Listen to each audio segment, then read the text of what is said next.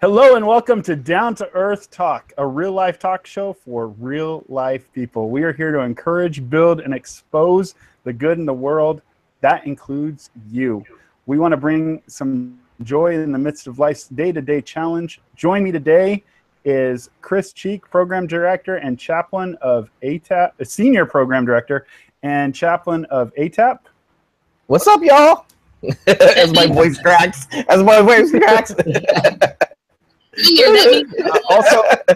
Also Sherry Mitchell, CEO, that's Chief Equipping Officer of All Things Are Possible. Hi, guys. You're going to do the script read again.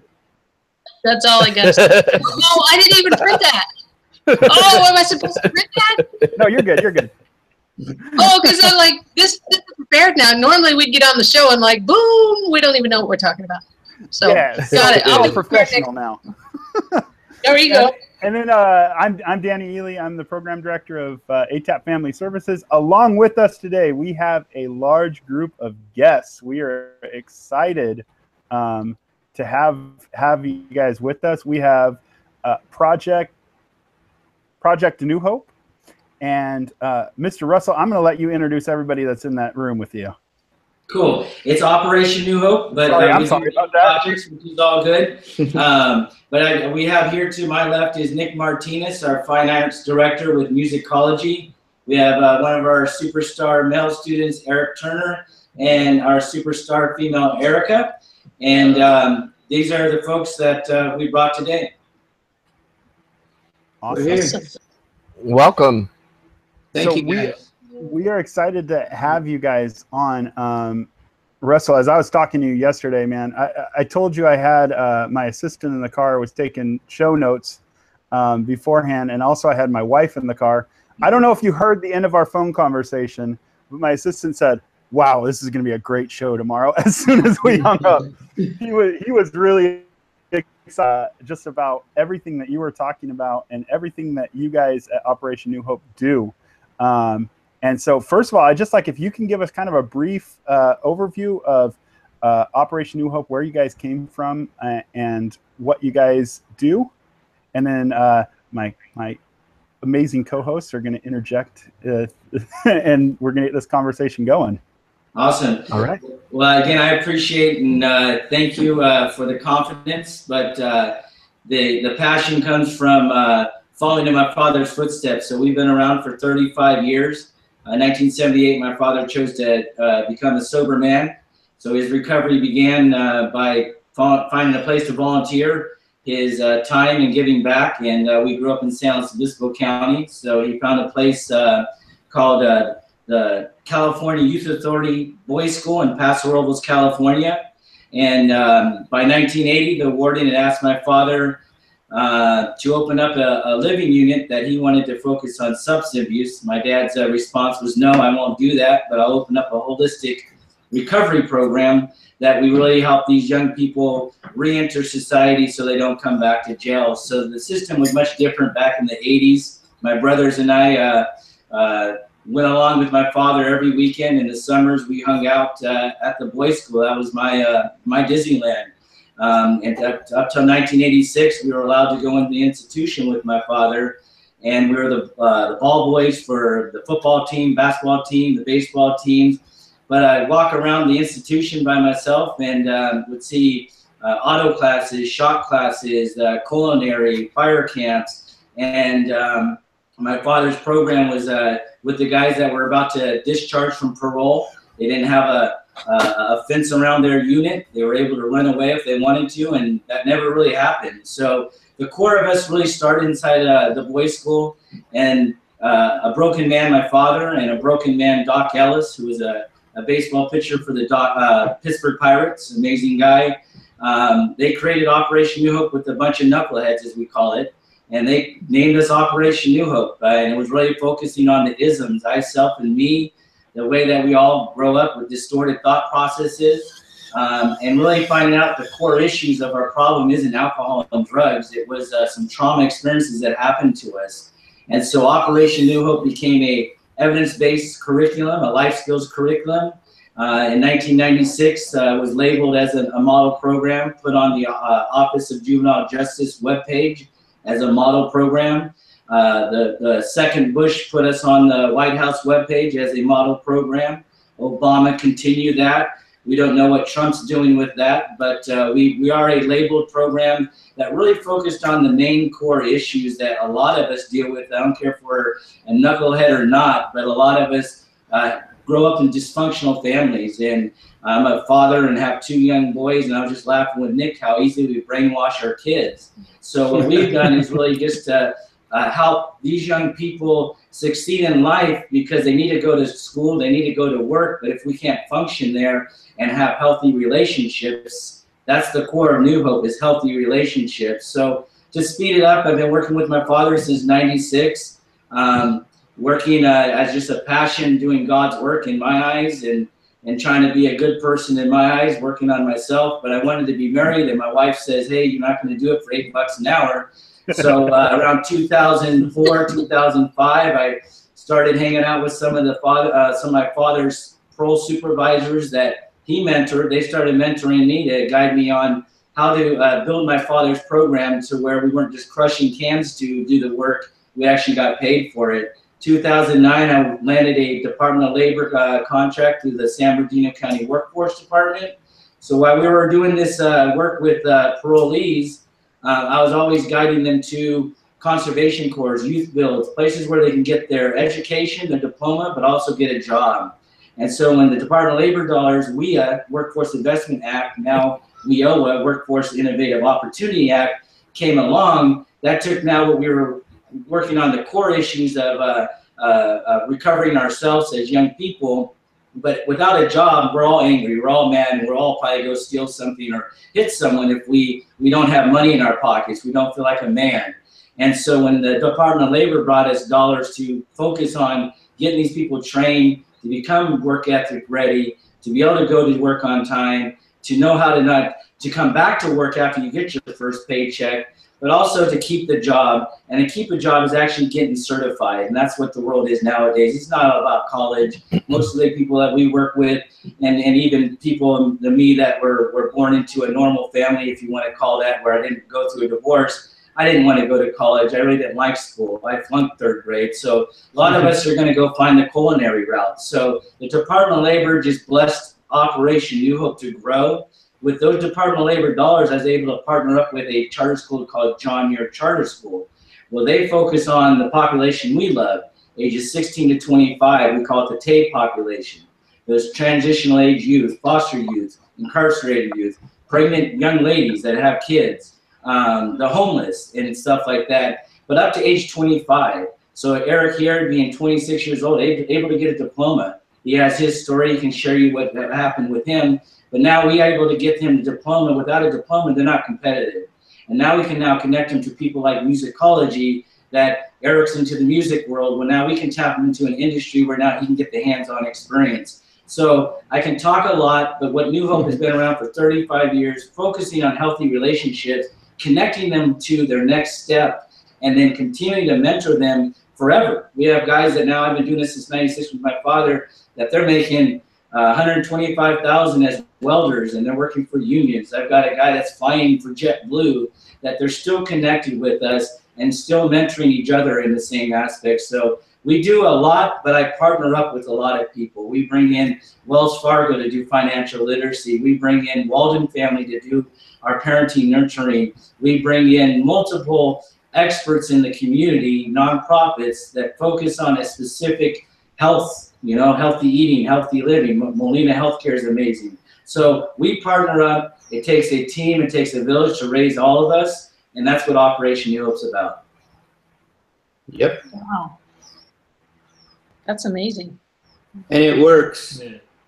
Thank you. I laughed, Mr. Russell, not at you when you said 3rd grade. I just put myself in the position I couldn't stand school. I sat there. I mean, I got my GED, but I couldn't even sit hardly for that. Amen. So anyway, I connected with you there. That didn't mean to laugh at you. Yeah, that's the thing with with education and learning that I think is really coming out now is that, you know, for so many years it has been one system, right? Like you go to class, you sit in the desk that's in a row, right? And there's you know, stories of that being that was set up for factory workers, right? So you get used to being in order and lining up in order. But education doesn't really work like that as much anymore. And I think that education has kind of gone through a transformation where it's transformed into an area where people can learn at the pace that works best for them. And I think we'll have more success in the coming years with that transition. Absolutely. We're about project-based learning here. So really giving them that math and English we all need, you know, but really I learned, you know, Olive Garden taught me the whole restaurant industry, you know, and I learned it there working, you know. I didn't go to cooking school. I was thrown on the line and I became a cook. And then all of a sudden I ran a restaurant myself. So yeah, that's how I've taken New Hope, just like my father did with his recovery, is by our own personal experience. Yeah. Is your dad still working with New Hope, or? And yes, he's alive and amazing. He's always been connected to the Men in Blue, as he calls it. We have a CDCR contract that we're in Salinas Valley Prison. We're in Soledad Prison. Hello to my Men in Blue, the homies up there. But we have a couple ex-wardens that go in Sundays to do Operation New Hope. He's formed it to be called Mending Brokenness. You guys, we can maybe invite him one day because he can definitely inspire many and give you a lot of insight in what he's done. But yes, he's supposed to be retired in Palm Desert, but my mom and him, and they're out. They come out here, speak to the youth at least once a month. You know, he's grandpa now, and now I'm pops. Yeah. It's just so awesome to see, like, the generations follow after what's good. And I just see you carrying on, you know, just something that a vision, what was, you said it was a struggle that your dad faced, which he made a choice to tackle it, which I can see his heart connected to, man, I can feel other people's struggles. And so he did something about it, which trickled down to his family, which I'm sure, I mean, you see, I don't know, I look at things that way to where it's huge, the impact one person can make, and really through the generations. And I'm pretty sure, you know, your kids may pick it up and keep going with it, and their kids and their kids and their kids, and then the young people that are in your programs, they're going to spark a passion, because it's just something when you've been through something and you know how it feels and you know what it is to be hopeless, you know. And then all of a sudden it's like, wow, something's changing in me. I don't quite get it, but something's changing. And then you just start, and I can see Eric and Erica. Yeah. How long have you guys been in the program? Go ahead. Ladies first. I've been with Operation New Hope going on my second year. I originally started going to the Rancho campus, and then since we branched out over here to the San Bernardino campus, I started to attend here. I was living in Redlands at the time, so Redlands to Rancho every day was quite a bit of a drive. So as soon as John Muir Charter School and Operation New Hope announced the fact that they're going to be branching out, I immediately jumped on. So I've been with them for a while. Part of the leadership. It's my second, we call it, my second like voting round of leadership. Big part of this school is learning a lot about yourself and really just branching out and learning new things. It's amazing. I've been to many schools. Unfortunately, I've had to jump around a couple times with my parents, moving around a lot, and it put a toll on my education. But coming here, it's way more stable. I have a great communication with the staff. They're amazing. We don't call our teachers or instructors or anybody like that anything like that at all. We call them coaches, because in our eyes, we don't see them as a teacher, because let's be real, the teacher title has always been a negative thing, or, you know, the teacher is always hard on somebody. But here, a coach, it really just changes the whole aspect on how we look at them. So it's great. It's really great, and I'm blessed that they had made a new place. If you don't mind me asking, Erica, what about New Hope just like struck to you like, yes, this is the place where I want to go and I want to work towards the next chapter of my life? Absolutely. I actually started with the WIOA program that's part of Operation New Hope as a job site kind of thing, where they send you out to the specific area. You work there for a certain amount of hours or months, depending on how many, what the basis of the need is at the job site. And that was at Sunrise Ford. And I completed my program there, but I didn't have my high school diploma. And that's when the staff reached out to me and talked to me about, maybe going to school, getting your education. I was like, okay, whatever. And so I started it, and immediately I felt so different. Like, it wasn't just going into homeroom or second period or anything like that. It was really having a great connection with the staff. I think the staff absolutely was the number one thing that has kept me coming and attending. I came to Operation New Hope with 64 credits, and I need 18 more till I graduate. Thank God. Yeah, absolutely. But it's great. It's not just the fact that the staff is great, but it's also the opportunities that they bring into us. I mean, when I was 18, I maxed out my credit. It was horrible. And it was when I first got my first credit card, and I didn't know nothing how to control it. So with Wells Fargo coming in and really describing about, like, what are things you look for, or in how to establish credit, how to make it go away, not go away per se, but to make payments, things like that, and how important a credit score is. Like, that's your life. And I wish I knew that a while ago. But yeah, I've also received my CPR license from John Muir Charter School and Operation Hope. They branched out with a contract for San Gabriel East Valley ROP. ROP, yeah.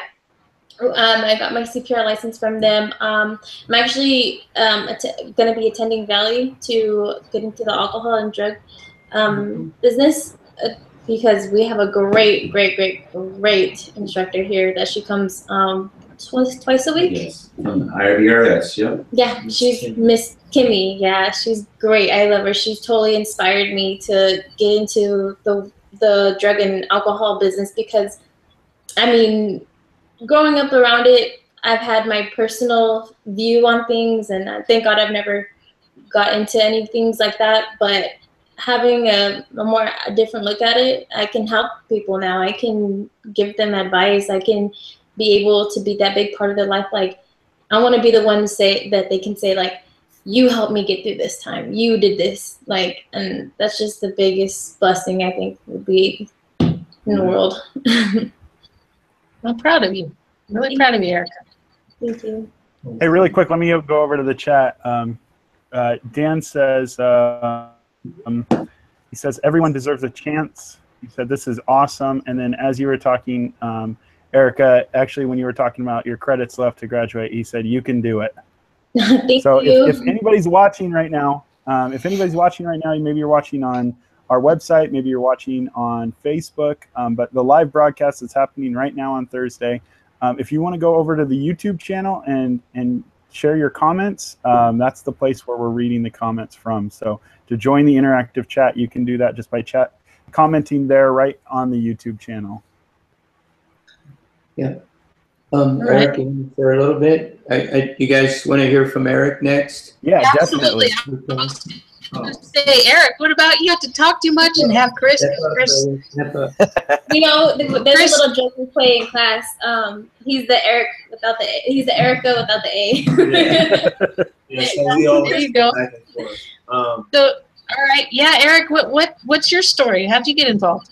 For me, I actually started here last, I would say, July. Yeah, around July. A year ago. And it was kind of crazy because I have a son, he's 4, and at the time I was trying to get him in school. So I went to the resource center, the child care resource center, trying to get my son in school. And so they gave me a bunch of resources, and I'm a single father, so I'm like, well, how do I do this? How do I go about this? So they give me the resources for him to go to school. And so as I'm walking out of the building, I said, wait, I wonder if they have any resources for me to go to school or to better myself, because I had been stuck in a rut, like kind of just feeling like I was supposed to graduate in 2009, kind of feeling like a loser. I didn't really want to, like, I was stuck in a crowd where I knew I was better, but like my surroundings was making me seem like I was just like everyone else. So when they gave me a pamphlet, and it was Operation New Hope, and it said 25 for ages 16 to 25. And luckily I was 25. So I said, well, let me check it out. And I came down, and I'm like, I'm still kind of like, my heart's beating. I hadn't been in school in years. I'm like, man, they're gonna have to work with me, because I don't know where to start from. So basically, I came in, and I met with the staff, and you know, like Erica said, I basically just, I don't know, I kind of like just, I felt at home. I felt normal. Like it was like, you can do it. Everything was more so like, you can do it. You know, like the way that you've been feeling, don't feel that way, because we're here. And then like, once I met with the staff, I hadn't met with the actual students here until I started. So when I started, I noticed that everybody was like family. Like it's like a family here, like a real family. Like where if you don't come in 1 or 2 days or something, it's like everybody's really worried about you. Everybody checks in with you. You know, Russell, hey, everything's good? You need anything? You know, stuff like that. So I would just say Operation New Hope for me is like what really saved my life, because like my son can now see. I didn't know I was gonna have a kid in 2009. You know, I didn't know that. I had my son in 2013. So from 2013 to about 2016, I was feeling like, oh my God, what am I gonna do? How am I gonna raise him without a diploma? Because everywhere I went to get a job, it was like, oh, do you have a high school diploma? No. Do you have a high school diploma? No. And there was so many things I wanted to do that I've actually learned here. Like, hey, I would see on commercials, you know, like, well, I actually work for a solar company, but then being here, they brought solar to us. So I was actually able, I did telemarketing, but that I was actually able to install solar panel, where we went out and actually put it on a house. You know, a group of us, and actually got customer service. What else? Parenting. It's just so many different things that they offer. I was able to meet Nick, which is a wonderful guy. Musicology. It's just like the studio that they're actually that we're actually going to work in. Like me and a few of my classmates actually built it and put it together ourselves. So like it's deeper. It's more of like a connection there. Like, you know, I remember when we did this. I remember when this wasn't like this. So I would say, you know, Operation New Hope is a great school. And anybody that's watching, if you're under those ages, if you fit the criteria, you know, look us up and we'll be glad to have you. Absolutely. You have the welcome committee right there. And Eric, I am, go ahead, sorry. No, go ahead, Sherry. I was just going to tell you how proud I am of you too. Young people that knew that you knew your worth, and you knew you could do more, and you did it. And that took guts just right there. So I applaud you. Thank you very much. The confidence that we have in ourselves today is because of the staff that's here. I mean, many of us come from a family that's broken or foster or things like that, and to have that set in stone, like, you're welcomed here. You're not gonna be told, oh, just get out of my class, or you're never gonna. And none of these teachers will ever say you're not worth it. You're not worth. Or they're fired. Yeah. Or there you go. Yeah. And the fact that like many of us have been told, oh, you're never gonna make it in life. You're never gonna succeed. You're not gonna. Are you sure you want to go through that career? Are you sure? No, the ones here are gonna be the ones that help you make your resume, to look into things. Big shout out to Miss Chavez. She's our career advisor. She's great. She's amazing with helping us look up resources. I actually got a job interview for Wells Fargo through her. I've worked at the county TAD office through her, just helping me with my resumes, helping me even like ghost mock interviews.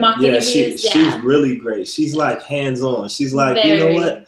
Only because like everyone here, I would say, they're very intelligent, very brilliant, and I view them as very successful and like more of a mentor to me, because they say mentors, you have to find a mentor that kind of resembles you and who you want to be, right? So the people here are like everything I want to be, and I feel like the reason why they're so hands-on is because they can relate.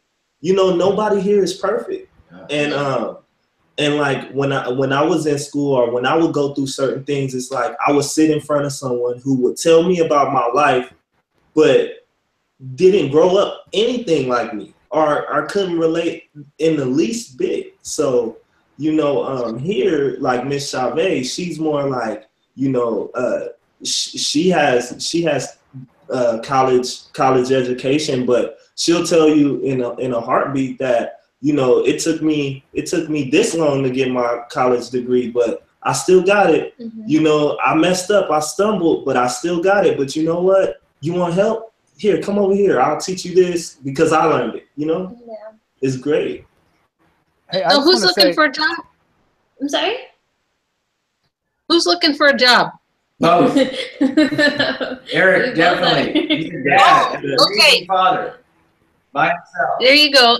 You gotta send a resume, okay? Oh, atap.resumes@gmail.com. Send a resume. Okay, most definitely. Okay. Really quick on the comments.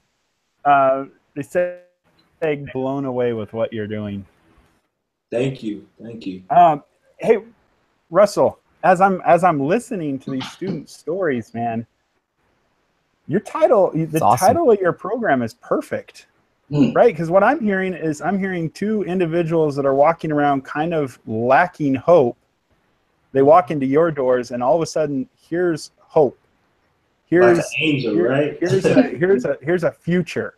You know, you're walking around, you're looking, and I've been there out of work, you know, and getting a rejection every time you apply. You know, going to 1,000-person interview with, you know, you walk into a basketball court with everyone that you're competing with for that one job, and it's just this complete lack of hope, and I'm just like, I'm blown away. That's exactly what I'm seeing. I'm seeing that these students, Erica and Eric, have new hope. Like it's something new for them, and it's just amazing, man. And I to be truthful, the young guys in the boys' school, they named the program, so it was. That's why I try to tell them this program was developed by their uncles, their maybe grandfathers, that the Sylvester Stallone, the Mr. Brown, these guys that I remember when I was 4 and 5 years old, call me Little Bill. You get my father on here, I'll tell you the history of it. It was developed. They got notes that they were the ones that called it Operation New Hope, and our tagline back there that they created, Orgo. Operating responsibly, given opportunity.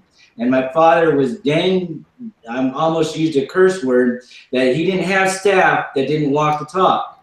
And it was we all got to operate responsibly, given opportunity. So I got to operate responsibly so these guys can see that they can do it, like he just said. But you're right. But I want to give credit to the men in blue in 1980 to 1986 that created this program.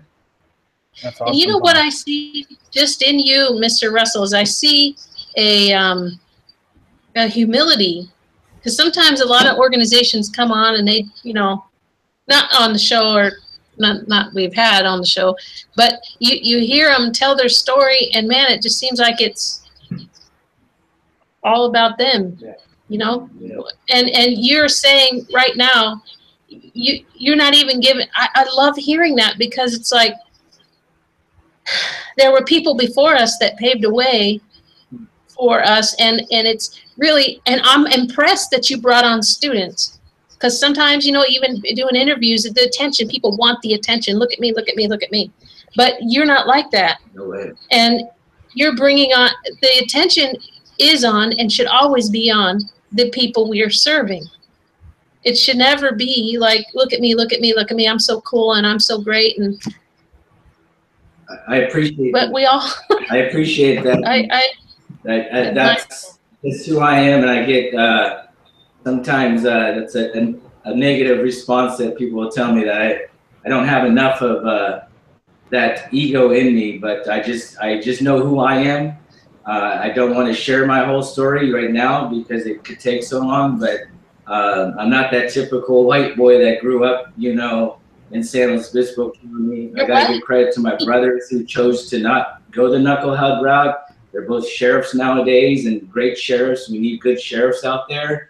But I am not perfect. I mean, I come from recovery. I still work on recovery every day. I tell my young guys that work on that, it's a magnet that will pull on us. But if we're around a bunch of knuckleheads that are negative and think that life is just the blues and the man's after us, you're going to continue being that. So I appreciate that, but I think that's why I always will be connected to this program, just so it stays authentic, it stays organic, just like my father has been. Well, I applaud you, and I'm proud of you also.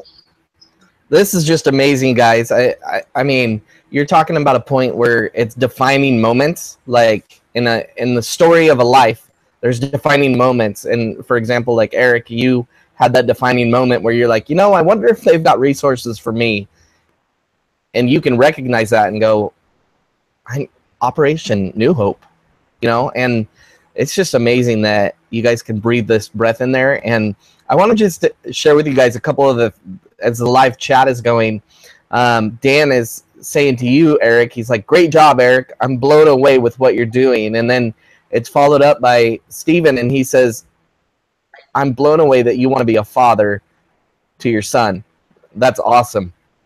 And then Chandra, she says, I love that it's New Hope as well. You're helping people find new dreams, new visions beyond what they probably thought was possible. And then it goes on, and Dan follows up for you, Mr. Russell. He's like, you're great, and you're a great example. I want my kids to meet you. And so, and then, guys, yeah.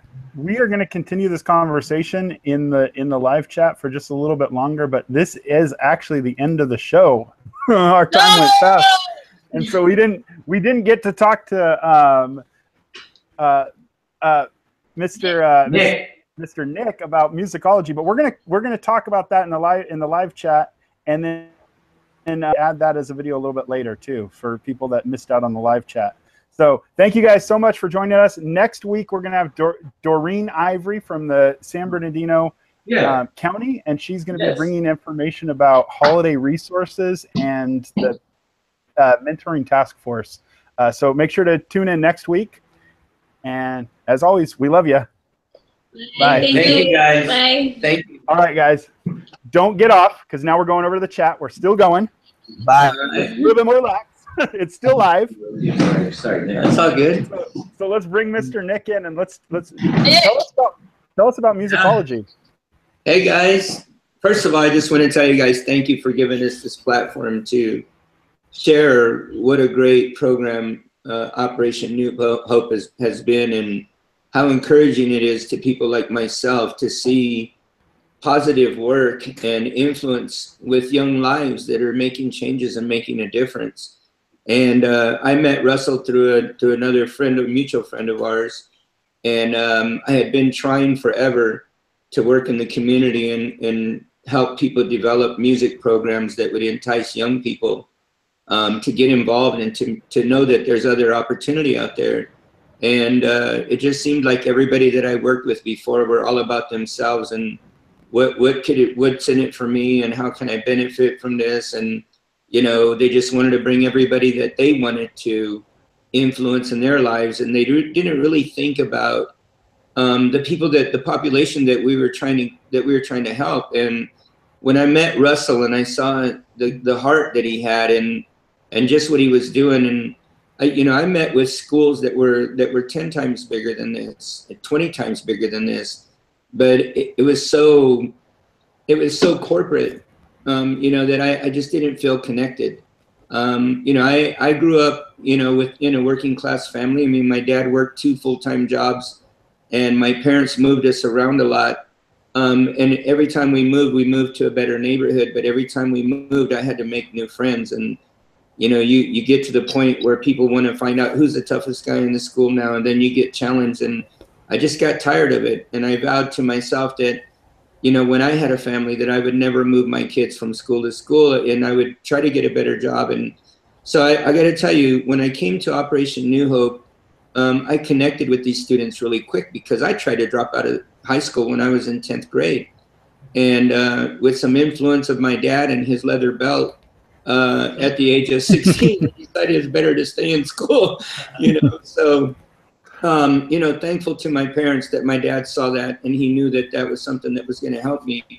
I got a job at Southern California Gas Company right out of high school as an auto mechanic, and realized I didn't want to be stuck in a uniform and do a 9 to 5 every day. And I had my boss telling me that I was much smarter than that I should get out and do what I really wanted to do.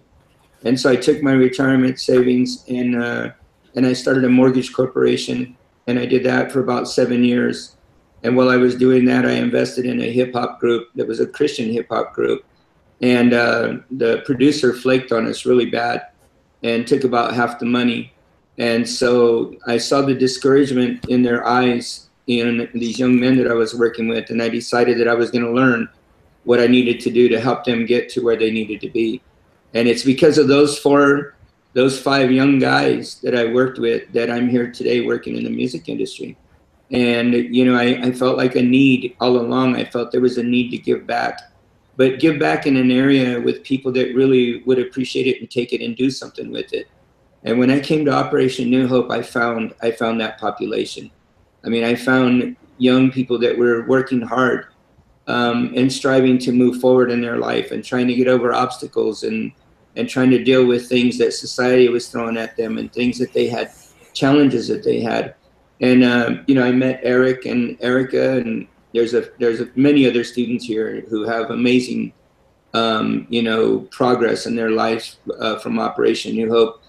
And so just connecting with them and trying to encourage them to look forward and trying to help them figure out how to get over some of the obstacles in their lives has been rewarding for me. Like they don't really understand how much they're doing for me by allowing me to get involved with them in their lives.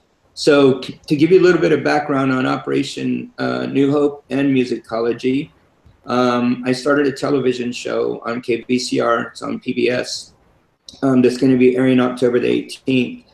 And I started it with some very influential people in the community who have the same kind of heart. And it's a platform to give young artists, emerging talent, exposure into a market that they would never have access to.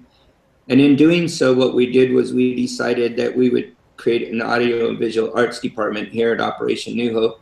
And so now we're building a program called Operation Musicology that's going to be for the students. It's all hands-on, project-based learning. We're bringing in some talent from Los Angeles and surrounding areas that are established to work with the students.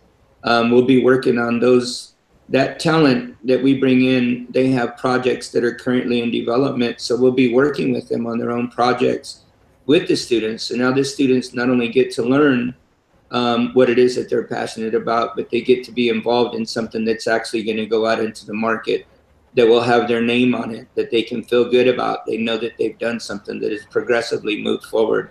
So that's the whole basis and the premise for Operation Musicology.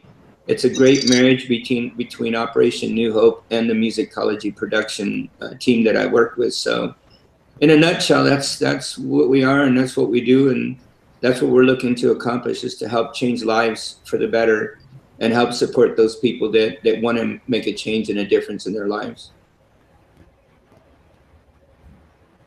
How what's your idea of, or what do you envision as far as growth? How big do you want to grow to? Well, you know, I'd like to have an audiovisual arts department at every Operation New Hope location, and you know, we'd like to grow Operation New Hope and grow along with them. So it seems like audio and visual arts always attract young people. I mean, you know, you could create a video and put it on YouTube and instantly become, you know, a hit. And, you know, but it's more than that. I mean, it's knowing how to handle success. It's knowing how to stay humble. It's knowing where the value is and how to give back. And, you know, everybody can be successful, but if you don't give something back, or you don't get involved in the community and you don't help other people, then what good is it? And that's, you know, that's the way I feel about it. So, you know, we'd like to grow. I mean, we'd like to see this thing succeed and touch other lives and use it as a catalyst, you know, to help people join forces. I mean, you know, music, in the music industry, there's no prejudices. I mean, you might have a white artist working with a black producer and a Latino engineer, you know, but they're all working for the same cause. And we think that we could, you know, help close some barriers that are out there right now with people that have issues with other neighborhoods or other, you know, demographics or, you know, races, so to speak. I mean, you know, people getting together to work for a project for a good cause. I mean, we produce charity events, you know, concerts, benefits, fundraisers. You know, we did a benefit concert in Riverside in Moreno Valley for a young lady in 2009 for her family, and you know, she was murdered. And so we helped, but you wouldn't believe the number of people that got involved. I mean, it didn't race, creed, or color, or beliefs, or religious beliefs. None of that came into play. It was all about working together for one cause. And I think that Operation New Hope and this audiovisual arts department that we're doing can have that same effect on a community. So that's really where we want to go and what we want to do with this. We want to see the students running the studio. Exactly. Yep. So what's your availability next week? Call us. Let's You have a calendar on hand? I got my calendar. You available Friday, October 6th? I'm actually booking talent right now for this television show, so my calendar's all over. But I'll tell you what, I you know, I'm a firm believer in that, you know, God, life, and good karma allows us to cross paths, and there's a reason why we're all here together today, you guys and these students and myself and Russell. So how's Thursday? Thursday is available. We're good. What time? I'm wide open, and Nick typically is it over here on Thursdays. Yep. We're not available between 10 and 12. Oh yeah. On Thursdays. What about the afternoon? Yeah, for sure. Hey Nick, I got to tell you, Russell told me yesterday that you manage talent, and if you can see right behind me, that's my beautiful wife, and she said, "Oh, I need to talk to him." She's an actress, and so She's very she even made sure to say, yeah. She even made sure to today to say, "Hey, get that guy's contact information for me." Yeah. Hey, Danny, can you do the show next week from like Nova or I'm doing Mill it Creek? from Mill Creek. Yeah, I'm already doing it from Mill Creek next week. Okay, well here's my thought. Can you guys, you want to just chisel out some time to just come and look at the centers and the space we're working with? Absolutely. Yeah, absolutely. What time? 12? Okay. 1? Yeah. 1:30, Danny? 12:30 would be good. 12:30 to 1, Okay. somewhere around there. Okay. 12:30. I'm gonna set. What's your? I got Russell's email. I'm doing this right now. Good. Sherry's doing it right I'm now. gonna send meeting with Hey ATAP. guys, let me go to the comments really quick because we actually do have to go. I have an appointment I have to get to, but just a couple things. Dan says make sure to get contact information to keep in touch of Operation New Hope. Like he said, he wants to meet you, Russell. He wants his kids to meet you. Yeah. Steven says Steven's our truck driver viewer. He says he's driving past a prison in Illinois right now, and he's encouraged to know that there'll be less people in there because of programs like this. Nice. Absolutely. Nice. Thank you. Thank you. And then. Hey, Nick, do you mind sharing your email address? My email address? Yes. Oh, no, not at all. It's Nick, N-I-C-K, the letter M. Okay. M-I-C-K, no. Yeah. So it's N-I-C-K, M as in Mary, at T as in Tom, A as in Apple, O as in Orange, creativela.com. So I worked. Okay. I worked for several years in LA. I worked in LA in the post-production marketing business, doing new marketing for new films. And so my business partners have done a lot of editing. One of my business partners is an award-winning editor, but they pretty much all the movie trailers that you see on TV, they've done those. They just did the Kidnap movie with Halle Berry. They did Book of Eli and Django Unchained and a bunch of other motion picture advertising like that. So I got involved in that because I wanted to learn the business. I wanted to learn how it was done. And, you know, I got to tell you, I mean, being here with these students has really helped me because I didn't get a chance to go to college. You know, I had my first child when I was 19, and by the time I was 22 years old, I had 2 kids with a full-time job and a mortgage. And so I never got a chance to go to school, and I always felt that I missed out by not going to college. And then I quickly realized that project-based learning was how I elevated myself. You know, we do a lot of other stuff. We have a compostable paper company that we just signed contracts with 2 Fortune 5 companies. I've got a technology out of Oregon that I'm working with that converts 2D to 3D on the fly with no glasses. And we're talking to people like Intel right now. And so all of this stuff has come around only because I've immersed myself in it and I was willing to learn. And I'm trying to encourage these young people here. Like, I tried to drop out of school in 10th grade. I didn't go to college. I lived in the projects in South Colton.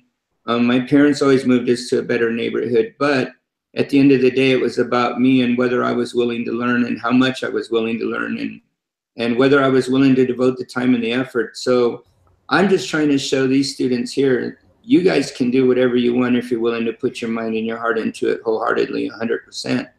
And so it's more about not teaching them or educating them. It's more about encouraging them and letting them know that they do have it within them to make themselves successful at anything they want to do. So that's really what this whole thing is about, for me anyway. That's awesome. Guys, I'm proud of you too, Nick. Oh, thank you. This will be up. This broadcast right here with the full extra 15 to 18 minutes will be up till the end of the day, and then we'll bring it down when we have the final cut edited and put up. So thank you guys again so much. Thank you. This was awesome. We appreciate We're gonna it. have to do this again. I can't wait to meet you guys next week. Amen. Likewise. I don't want to end the show. Thank you. I want to keep talking. All right, see you guys. All right. Thank you guys. See you later. We gotta get back to class. Okay, thank you. All right. Bye. Bye.